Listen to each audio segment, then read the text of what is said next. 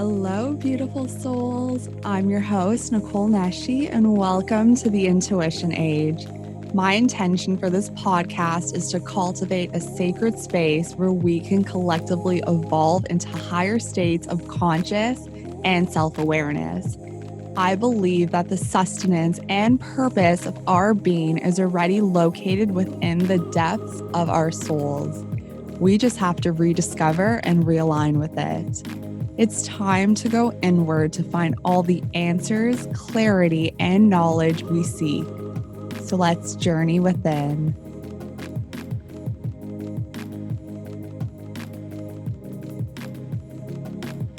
Welcome back, twins. This is part 2 of the Twin Flame Journey series. There is something so prevalent about our attachment to this romanticized notion of experiencing the ultimate multidimensional soul relationship that I felt guided to expand the twin flame conversation even further. After recording part 1, which you can tune into in the last episode, I encountered major heart chakra activation. I truly allowed myself to be receptive to universal love and really found center within this chakra, which then ignited me to have incredibly profound astral visitations from my twin flame. Some encounters a little too sexy to share, but also such deep soul information about my personal ascension process as well. And I think this conversation on twin flames expands far beyond this electric soul connection. And instead, it really induces clarity on our own personal ascension process and the vast modalities that will get us there. So, I have invited back the lovely, heart centered activation and ascension guide, Katherine Wehler, to the show. Our purpose with this Twin Flame series was to use the collective higher vibrational energy to really magnify the power of unconditional love and then infuse it energetically into the projected realities of all of you. So, without further ado, here is part 2. Okay, Katherine, welcome back to the Intuition Age. I'm so excited to do Twin Flames part 2 with you today. Yes, the same. Thank you for having me back. You're honestly the first guest to come back, so I think we're both doing something right. Yeah. Oh my gosh, what a freaking honor. Maybe we'll do a part 3, part 4. But I know after our first conversation, a weekly Twin Flames update. Yeah. Well, after our first conversation, I felt like it was a good interlude and introduction into what twin flames were, but there was definitely a lot that we didn't cover. And I know I told this to you privately, but you are so heart-centered, and I felt like my heart was literally expanding after our conversation. And as an earth sign and earth dominant chart, damn, that's something that I don't experience often. And I felt just so attuned to all the emotions within me and around me. And I started having astral projections and twin flame visitations and all that fun stuff. So now, literally one day in bed, I just got that message, like you were saying, where it was what was it, twin flame activated or ready, or what was it again? The one that I got? When you were ready to embark on your twin flame journey. Oh, well, the one that I got, union's ready or something. Yes. They said, what did they say? It was very specific, the message too. I had never heard that message before. And they said, union is here, and then something else about union. But yeah, it was union is here. Yeah, well, I was lying in bed the past few weeks just hearing union is ready or union is here. So I'm either I'm hallucinating this or it is That's happening. Amazing. I love that. So do you feel like you have a twin flame then? I guess so. So I've met them in previous past lives, but I don't know. And this is super egotistic. I don't know if I met them in this earthly plane yet. I don't know if I will meet them. There is someone that I met that brings up these like strong emotions and magnetism in me that I haven't felt with anyone else. But I don't know if that's ego me thinking or just like, you know, relationships are so difficult. Right. Yeah. Like And in our age, to be honest, I feel like, totally. relationships are just like a little hard to like debunk and deconstruct. So I don't want to like jump to conclusions. But yeah, maybe we could talk about people who are kind of experiencing similar things where they've met someone and they don't know if this is actually like a twin flame union or if it's a false twin flame. What are your thoughts on that? Oh my gosh, such great questions. So first I want to start with the idea of the false twin flame, because then it'll make more sense when I talk about like the true twin flame.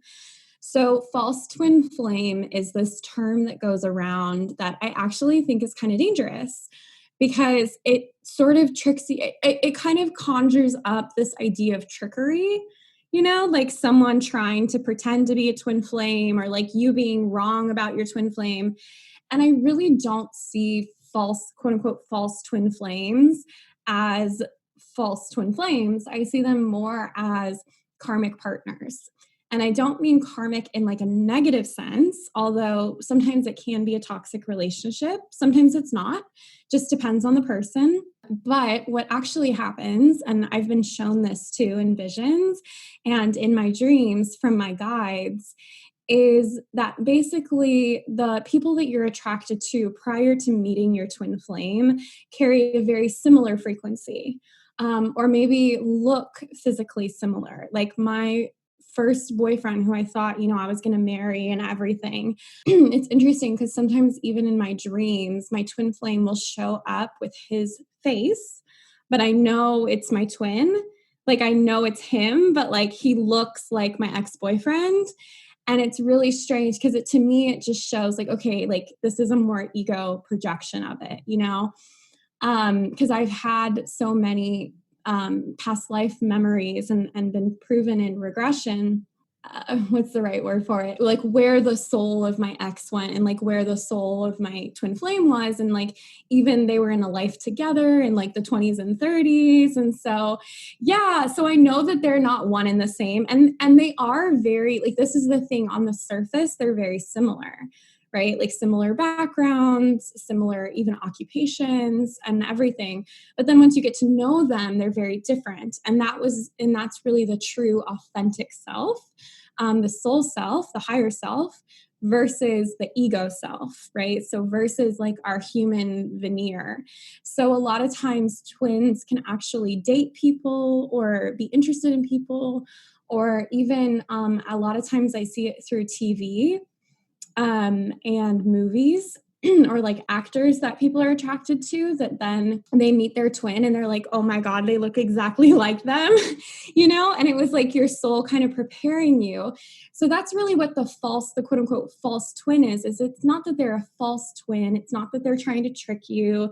And I don't even subscribe to all of that stuff about the karmic putting like fucking spells over the twins or things like that. I think we're all souls on our own soul's journey. And, you know, the twin flame, as we talked about in the last episode, is such a sacred journey. And, you know, part of that is meeting these other people, right? Having these other soul contracts. But it's up for us as, you know, in this life to recognize what is, you know, true, what is a true twin, and what is someone that maybe has similarities to our twin that really just has been kind of guiding us towards our twin the entire time. So there's that, but then also, okay, just to jump in, that's I know, so I'm like, funny that you say that. Literally, like everyone I've been romantically involved, I'm putting it in nice terms. Romantically involved with has like my friends joke that they all look the same. Yes, that's so common for twin flames. Yeah. Oh my gosh. So my twin. Okay. I'm not gonna get too personal because now we're having just like girl talk. We're just having girl talk. But I'll tell you afterwards on the after show. That's just us. But yeah, but even like for me, all of my like, you know, celebrity crushes and stuff, like it's been very specific, my type. Like, I mean, extremely specific. And my twin very much like is very quite similar to those. And even one of them I was introduced to right before I met my twin, and my twin even said that they identified with that character the most out of every, because I like to play this game with people. Of course. Where I ask them like, okay, so what character in, the character universe do you think you are? And then what's like your crush, like what's your character, like your perfect person in the character universe? And theirs was that character that I really, really, really loved. So I was like, well, that's not awkward at all. But thankfully it's a character a lot of people love. But yeah, so there's definitely that connection there where it's like kind of this through line, or even just personality wise too, not even just looks wise, but personality wise. Or that you might be attracted to people that look like them in past lives. Like I've found myself attracted to men who look like my twin in past lives that I've seen. So there's also that too, and that thread and connection.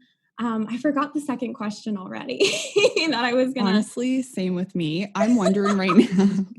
I think it's still like the Pisces moon energy that happened last week. That's like fucking with my mind. Oh my God, it's so funny. So Mars is going retrograde tomorrow. Till like November, yeah. Yes, and my roommate she has a Mars in Aries, and so she's like, all right, who can I get into it with today while I still have the steam? And I was dying. So yeah, planets most definitely have that influence. On us. Yes. Why does our ego project these false twins in our reality then?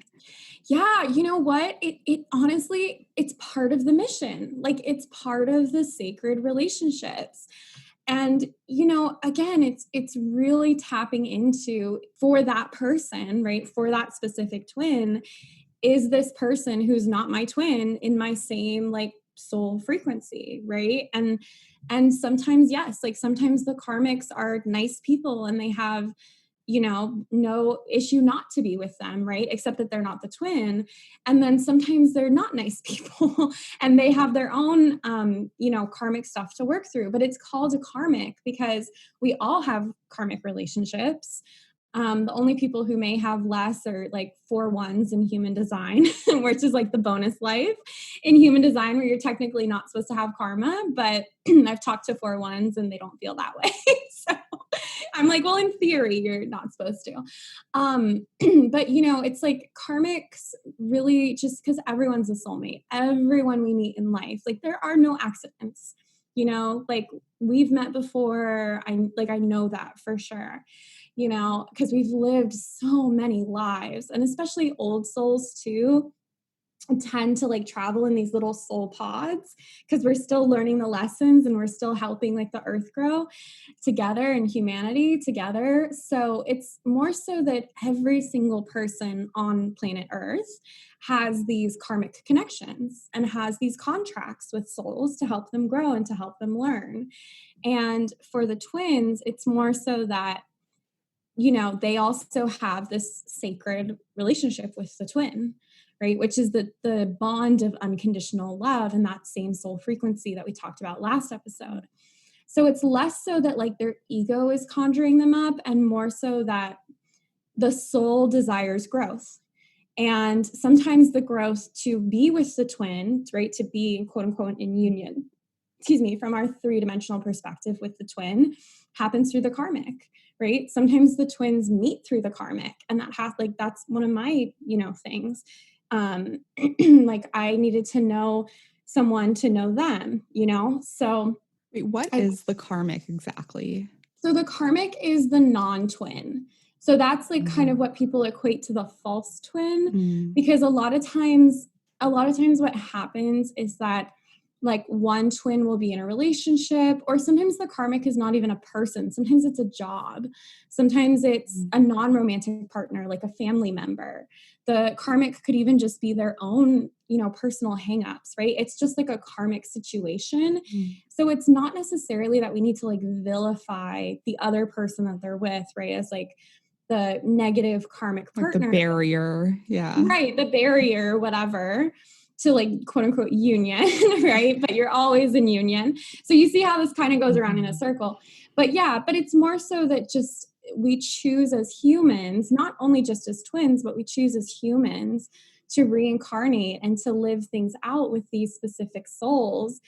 But the difference is that the soul never wants to be abused, and the soul always wants to find its soul family. So that's where the twin comes in, where it's like a lot of times with the karmic, it is an abusive partnership, or it is an unhealthy, toxic relationship, because they're just not supposed to be together. You know, the twins are, but maybe that's this lifetime, maybe that's next lifetime, who knows, right? But they're still learning lessons with their karmic partners. So they're integral to the twin flame path. Wow. That was a lot.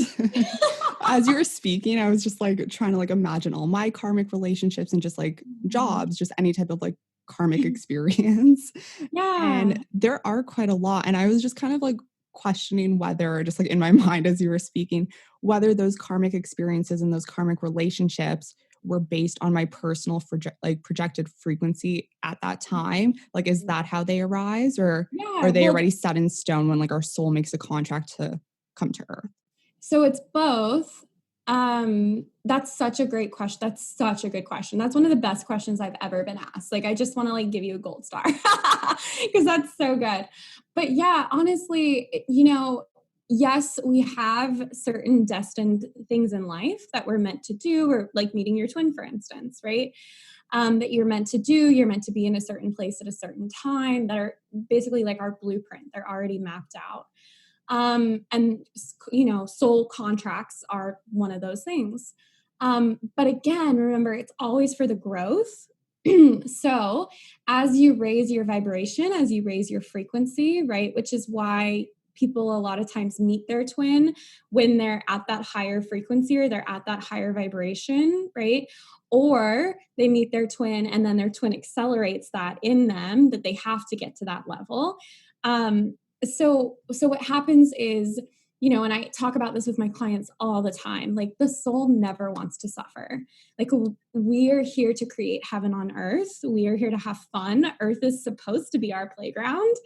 And we've just like royally fucked that up as a species, because we just haven't learned our humanity wide, our collective karmic lessons. So we're each learning it individually. So if you are in a relationship, or you're in, you know, for me personally, it was literally karma. So with my car, I would have like, it would like break down all the time. Like, it was all the stuff with my cars until I finally was in my worth and I got a car that doesn't do that.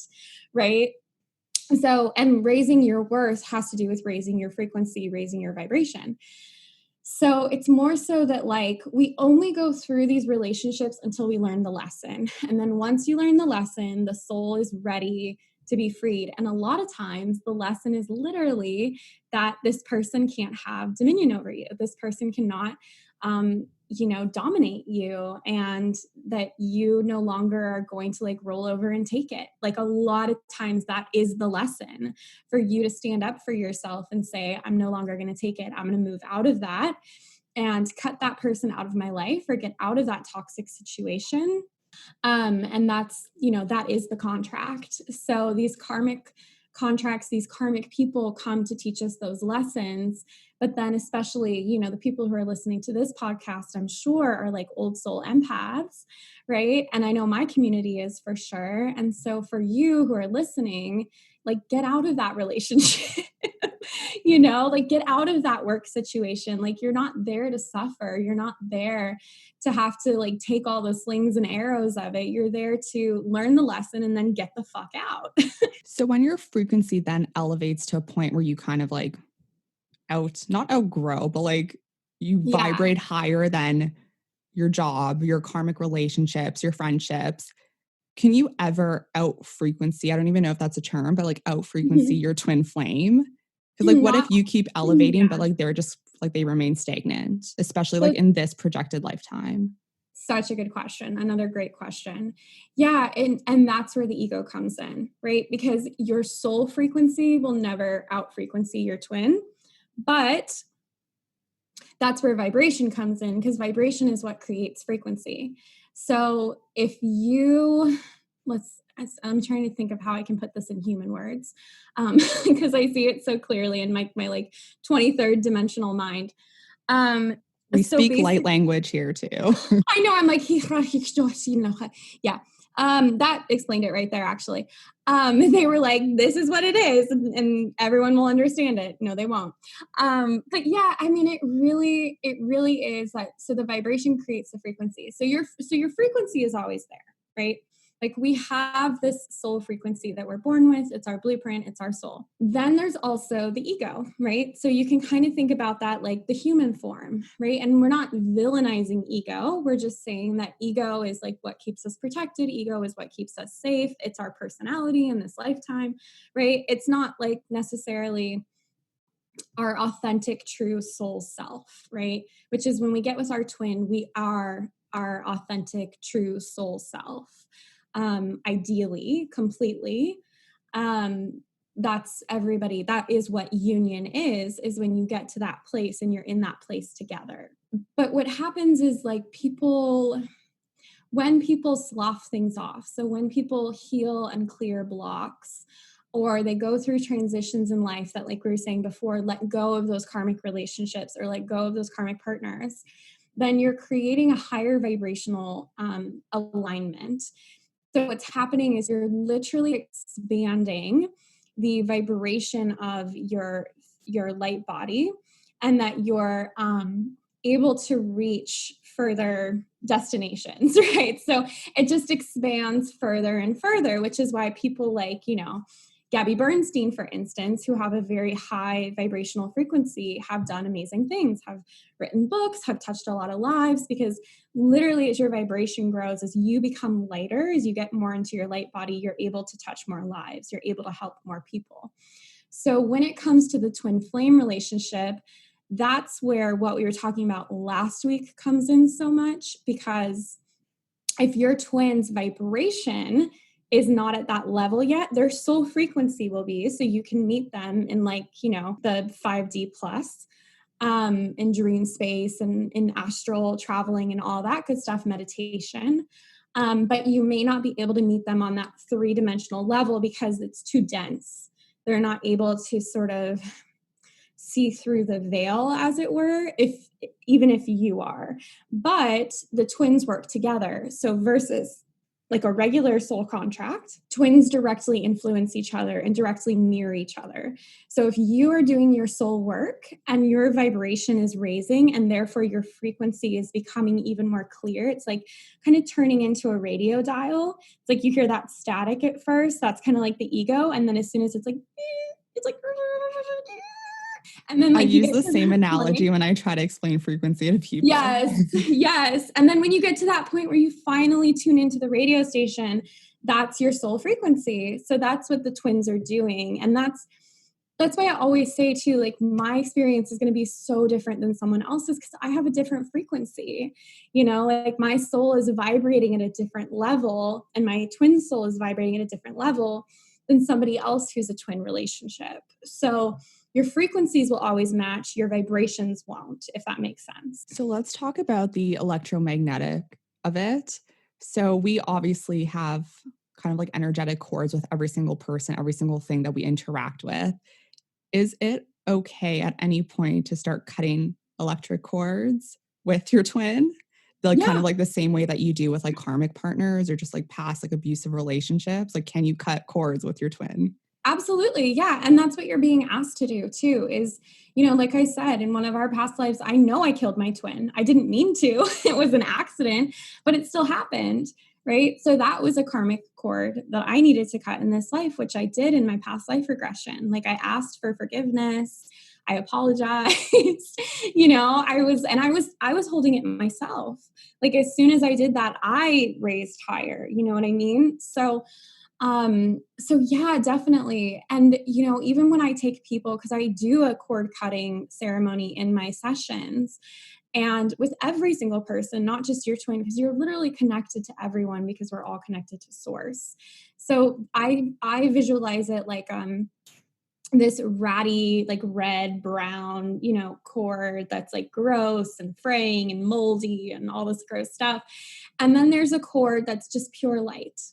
And so you cut the ratty cords and you leave the cord of light. Because I feel like there's this big misconception just about cutting cords with like people that you've had or will have kind of like intense relationships with. And like there's something like, I don't know, it just from a human perspective, it's obviously very hard to like let go. Yes. So it's, I guess, like reassuring for a lot of people to know too that like these are just kind of like the weeds, like that light energy, that energetic cord is still there, still connecting you to. So you don't necessarily need to be like attached to cords that just have trauma linked to them, Oh my gosh, yeah. And it's just going to slow you down. And if union, physical union in this lifetime is your goal, like that's the number one thing that's going to hold you back. And like I said, it's that way with every relationship. Like, you could have like a sexual assailant or something as serious as that, and you still have that light cord between you, right? Because we have that with every single person. And so where you find real healing is letting go of the ratty cord and allowing the light cord to exist, and seeing that we're all just projections and we're all reflections of each other, that we don't just exist in this one like sovereign body and that's it. That's an illusion. So I want to ask from a very like human perspective, and I'm sure a lot of us 3D humans, well, I don't think anyone is like that dense. Like I think to some point we all kind of exist in these higher dimensions. But from our more 3-dimensional self perspective, this projected reality, how do you kind of let go and detach from a twin that you just can't, for whatever reason, be in union with on this physical plane? Yeah, I think it really goes back to what we were talking about last episode, where it's like you do your own work, you focus on your own stuff, because like I was saying a few minutes ago, you are directly influencing your twin. So if that's your desire for your twin to raise their vibration and get back into their soul frequency, their authentic self, then you got to do your part of it. You have to really lean into, and that's part of the lesson. Like the people who are twin flames are here to learn that lesson, right? That lesson of unconditional love, no matter what. Like, even if, they've hurt you, even if they've abandoned you or whatever, like, again, that's all just illusion. And they're helping teach you that, yeah, you stand up for yourself and you stand in your worth and say, that's not okay. I'm not going to be abandoned. I'm not going to be hurt. But on the soul level, on that higher dimensional level, you can forgive them and you can love them from afar. And you can just continue to light up the world with yourself, because every single twin individually too has a mission.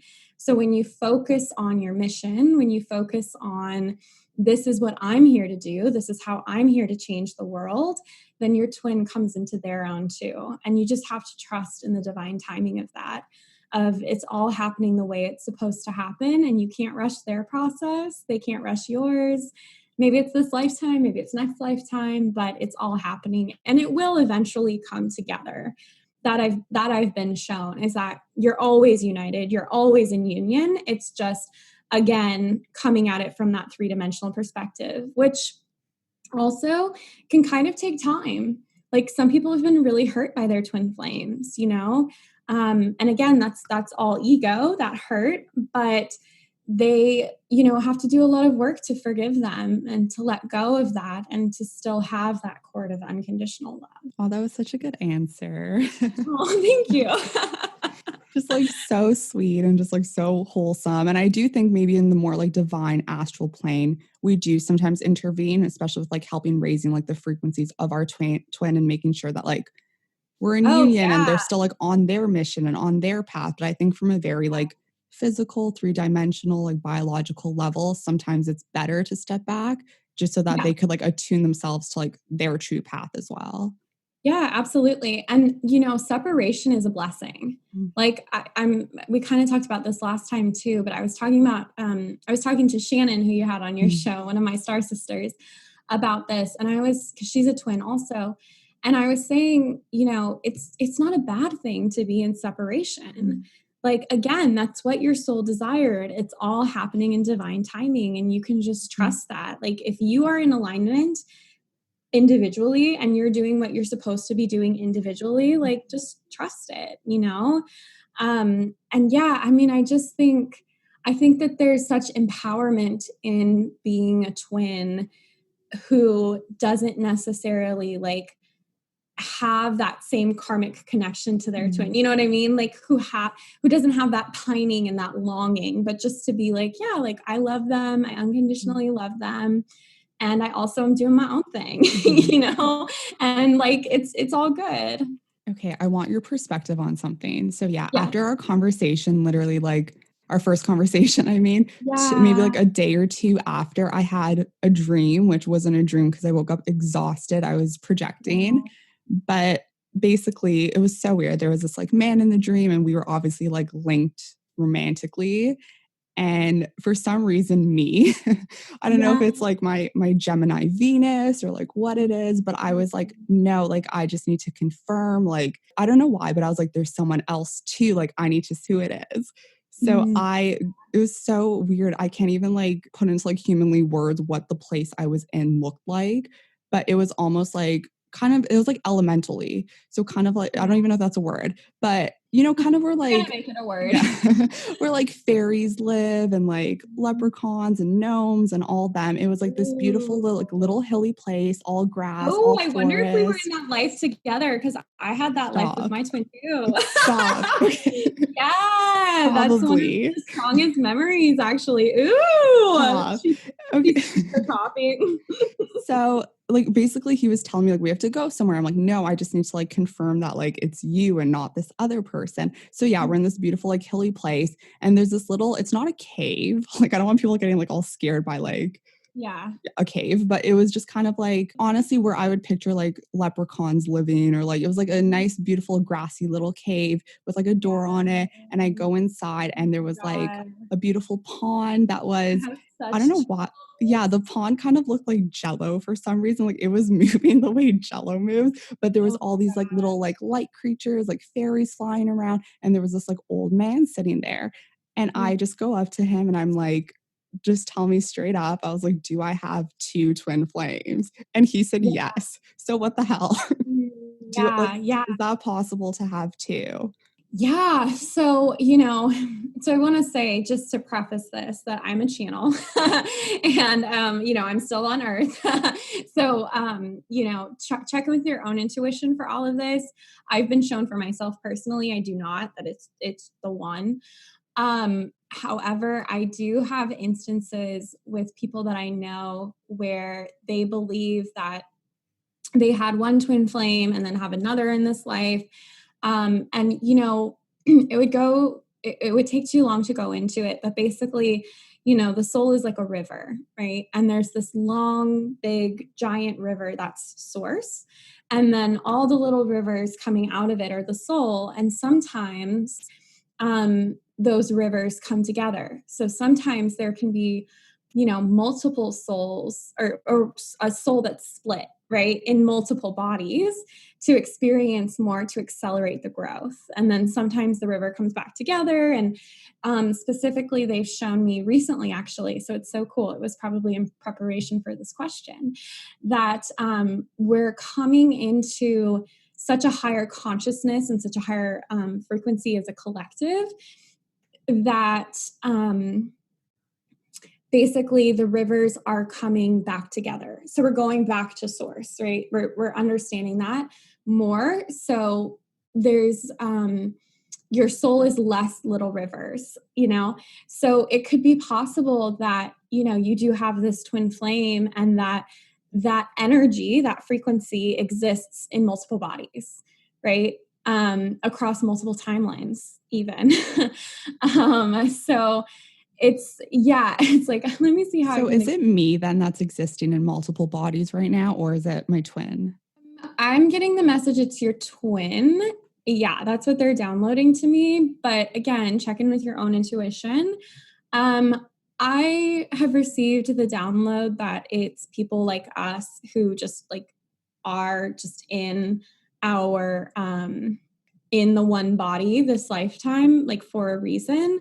Because it basically means like as you come back to wholeness, right? As you come back to that soul self, as you come back, and I'm getting chills as I say this, but as you come back to that soul self, you become more and more whole.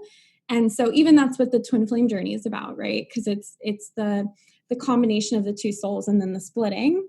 And so it's like, as you come back, you become more and more like filled in, almost like a little puzzle. And I've been shown that my clients or the people that I connect with in this life are pretty much a fully filled out puzzle. And that's why they're ready for like the ascension process, because you're kind of like back together, like ready to go to source.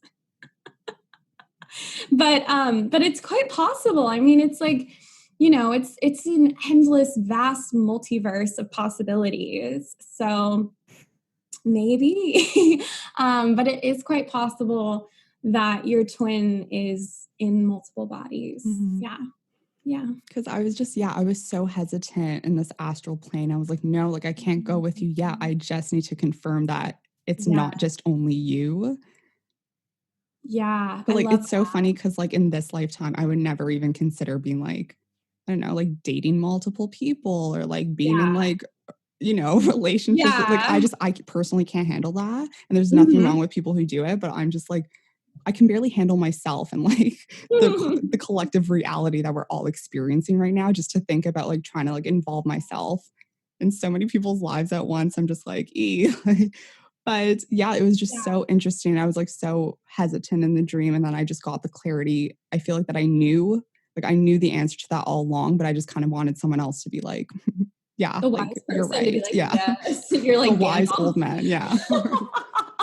That's so funny. You know what's so funny is I always have visions of that exact scene that you're describing. And I look like I've never even seen Lord of the Rings. Please forgive me, LOTR fans. But I used to get all the time growing up too. People would be like, you look just like Galadriel. I'm like, yeah, because I was super blonde also. And I always look like this like Galadriel, like elven, tall figure in those dreams too, with my twin, actually, funnily enough. So that's so cool. I wonder if there's like a connection there between us. I'll have to dive into the records and see that I'll later. see you in the astral plane tonight. Yes. We'll like meet up there. No, now that it's activated. Yeah. We'll have drinks. Yeah. Connect with our twin flames. Yeah, we're just like chilling in the air. And that was the other thing I wanted to say too, was that, you know, when you're letting go because you can't be with them physically or whatever, or it's not healthy for you or whatever, you can really put your trust in your spirit guides to take care of it all. Because like I said, you either are or you aren't a twin flame. Like your twin is either having dreams about you too, or they're not, you know, and that kind of has less to do with how much they've tapped into it and just whether or not you are or you aren't, because twin flames, it's basically like it's constantly like tapping on your shoulder, reminding you like, hey, you know, which is why pushing away your twin is not a great idea. You know, energetically pushing away your twin and energetically saying, no, I don't want that relationship, because like you got that relationship. So then it's just, how do I work with this? But leaning on your spirit guides can be so incredibly helpful. Like I have received that message so many times. Like they're like, we're helping them. Don't you worry, you know? And yeah, and it's really comforting to know, you know, you're not doing this alone. And also it's for a purpose, right? It's to help humanity. So again, when you tap into that, you're tapping into all of the other good stuff that comes along with the journey. And that was such good advice, like especially the part, just don't push your twin away, especially energetically. I feel like especially in like the dream realm, yeah, like you don't really want to be having dreams, especially about someone who like you were romantically involved with. They may be like an ex, like you have strong feelings for. It's like you don't want that constant reminder that like they're not presently in your life in this 3-dimensional realm. Like it's I don't know, it's disheartening waking up and being like, wow, just had another dream about them. But like, can't text them, can't see them, like we're not together. But that's an even stronger connection than texting or seeing them. And that's what I'm always trying to get people to wake up to. And that's why I always bring in past lives, because that helps you see the vastness of this journey, right? That this is like thousands and thousands of years. This is not just this one life. This is not just the 21st century. And also, time is not linear. So it's all happening at once, you know? And so that's why it's like just a deep trust and a deep surrender into understanding that, you know, it's all playing out the way it's meant to when you're aligning with what you're meant to. If you're like going off course and you're, you know, going on like weekly binging and drinking and all this stuff, like that's not probably what your soul wanted for you, unless you really got to learn that lesson. So it's like, again, it's like just align with, you know, what feels good for me and what's going to be healthy for me. And there are going to be periods where you're like, I don't even want to think about my twin. I can't even send them unconditional love today because I'm so mad or whatever. But I think more so what it is a lot of twins that I work with, it's that they're frustrated because they're like, I love you so much, like get your shit together, you know? Because again, like we're just really old soul empaths, the ones that I work with. We just want what's best for everyone. Like not even just our twins. Exactly. Like we want to see everyone succeed. Yeah. Yeah. And then it's like even harder when it's this person that you like genuinely so care about and like want to see succeed because they're literally you. So it's like, I know when I'm watching my twin, I'm like, go, go, go, you know, like you can do it. Cause it's literally, it's like watching myself. Like it's this really strange experience of, or, you know, I wanted to say this last episode too, but like if your friends put down your twin, if your family puts them down, you know, they're saying, oh, they're selfish. Oh, they're this, oh, they're that. Like I know that they mean well by that, but what it literally creates is just more blocks of you self-reflecting on, well, where am I selfish? Well, where am I scared to let love in? Well, where am I, you know, holding back from my true potential, right? Wow. I'm so happy we did part 2. Yes, there was so much more information that was channeled. I think a lot of people listening to this will just like gain new insights and just kind of like I was feeling after our first conversation, just again, continue to expand that heart chakra and let in just all that loving and expansive energy. Cause like, that's what we're here to do. We're here to expand. We're here to evolve. We're here to embark on our own personal growth journeys. So like the twins are part of it, but there's so many aspects of it. And as long as like, especially like in the astral realm, the dream realm, we still do have that union with them there. I hope everyone biologically in this 3-dimensional realm is reassured about that.